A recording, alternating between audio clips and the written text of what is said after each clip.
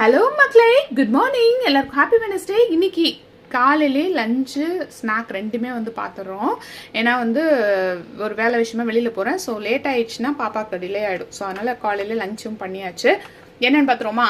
First ஸ்நாக்குக்கு மக்னா தாங்க வச்சுருக்கேன். மக்னாவில் லைட்டாக சில்லி பவுடர், லைட்டாக சால்ட்டு, லைட்டாக ரொம்ப கம்மியாக டர்மரிக் எல்லாத்தையும் போட்டு ஒரு ஃப்ரை மாதிரி பண்ணியாச்சு பேனில் கடலெண்ணெய் ஊற்றி.